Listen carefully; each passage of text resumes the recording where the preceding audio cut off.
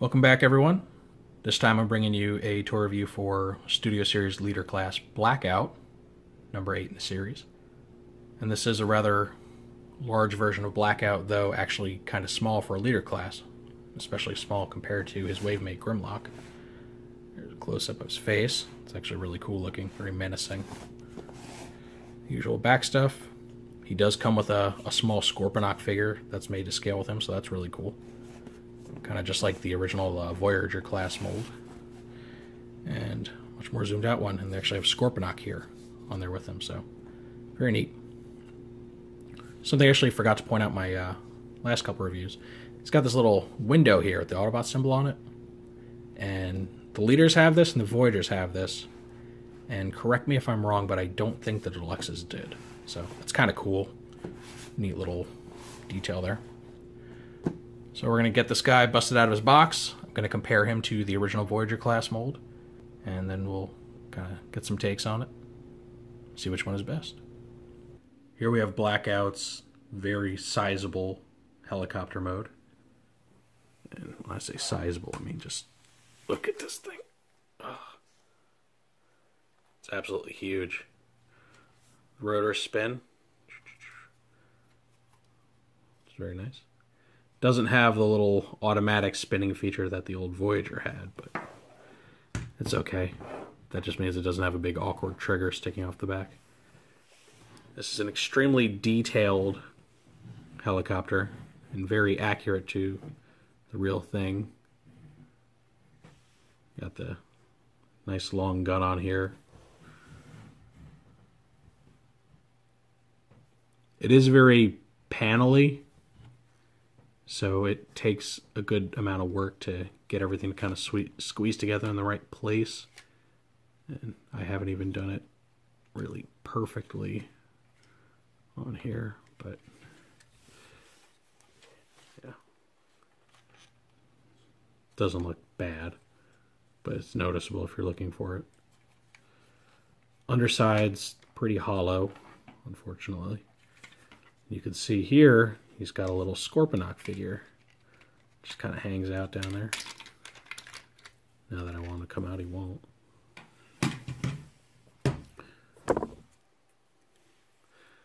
And yeah, just a little tiny version of Scorponok. Not a lot of posability, just bends at the elbows, tails on two little hinges here. But it's good that they decided to include this.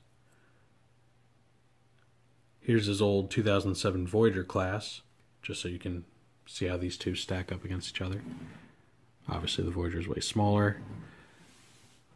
Colors on this new leader class are much lighter. You know, instead of blacks, it has like deep grays, and it's got a much lighter blue than the Voyager does. And one thing you might notice is that the gun is much longer on this figure compared to that one. And this actually makes it much more accurate. I don't know if it was, shortened for safety reasons or what on the old toy, but it looks very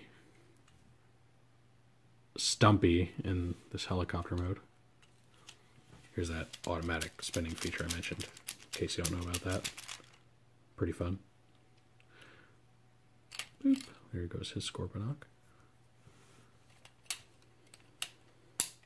Speaking of Scorponok, let's compare him with his previous toys. This is the one that came with the Voyager Blackout. You can see our new one is a good amount bigger and much more intricately painted. Definitely the better of the two. And then here in the middle is his deluxe mold. So you can see kind of how they stack up against each other there. His claws do look quite a bit different. I can't remember off the top of my head which one was more accurate to the movie. These kind of more open, spindly little blades, or these thicker ones, but oh well. Tail's kind of a faithful recreation. This little head-looking bit's a bit smaller on here, but it's there. Alright, now we have Blast Off in his very impressive robot mode. This thing has all sorts of detail on it. It's very bulky looking. It's actually fairly short for a leader class, but it makes up for that shortness with just pure bulk and heft. See the little fan blade assembly here, or rotor blade assembly, you know what I mean?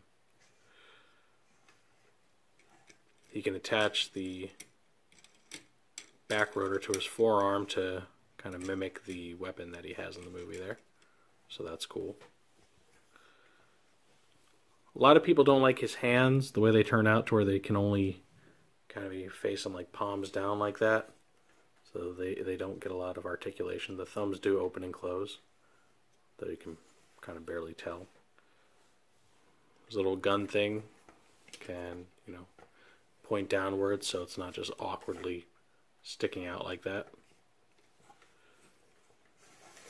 The head sculpt is phenomenal.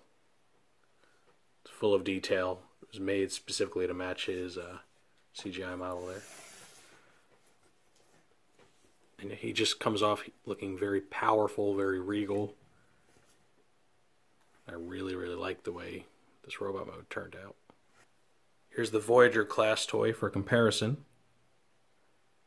And just like how the new Blackout is a really short leader, this guy was a really short Voyager. So while the Voyager toy was loaded with gimmicks, you know, had the spinning rotor blades, it could interact with deluxe class Scorponok and make his claws spin. He really suffers when it comes to the, you know, the movie accuracy. In fact, much like the earlier Grimlock toys, he is based off of like a concept art. So it's going to be a little bit different from, you know, how you're used to seeing him. He does not like to stand completely straight, does he? Not sure what's going on with this guy.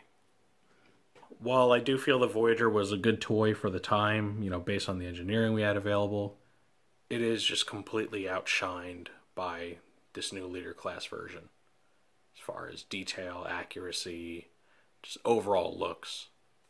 I'd say the only thing the leader class toy maybe falls short on is the fact that he does have panels on the bottom of his feet that kind of make it look like he's wearing flip-flops. Blackout is supposed to have these kind of clawed, almost, I guess, reptile-like feet, but the fact that he has panels underneath them kind of negates all that. So, you know, I'm sure they really couldn't find a way to hide those panels away better, which is a shame, and it does hurt the toy a little bit, especially when the really inferior Voyager didn't suffer from that. But I'm still convinced that the leader class is better. Similar to the original toy, you can have Scorponok store right here on Blackout's back. Just letting his tail kind of hang down there. So it's a good way to keep Scorponok kind of out of the way, make sure you don't lose him. And it's a feature that I'm happy they took the time to implement. Here we have Blackout's little backdrop.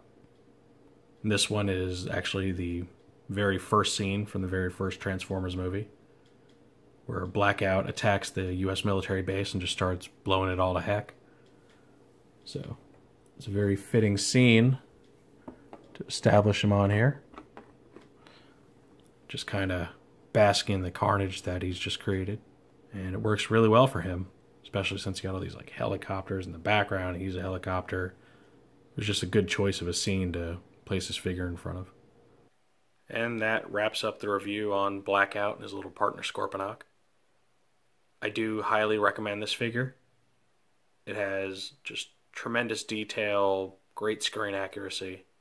The only downside is, like I mentioned a moment ago, just the panels on the bottom of the feet come off looking weird, but it's really nitpicking when you consider just the overall quality of this toy. The Scorponok that he comes with is leagues better than the little PVC figure that came with the old Voyager. It's got an amazing amount of detail. Just looks great.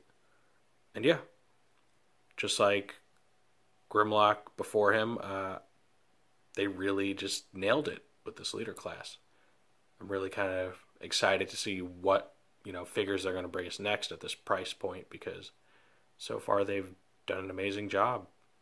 You know, they're really starting to feel like the leader classes of yesteryear that didn't feel kind of cheap and hollow and overly small. But that's what I think about it. I'd like to know what everyone else thinks about this toy, so feel free to give your input below. And with that, I'm going to end this review here. So hopefully you've enjoyed this. And as always, I will see you next time.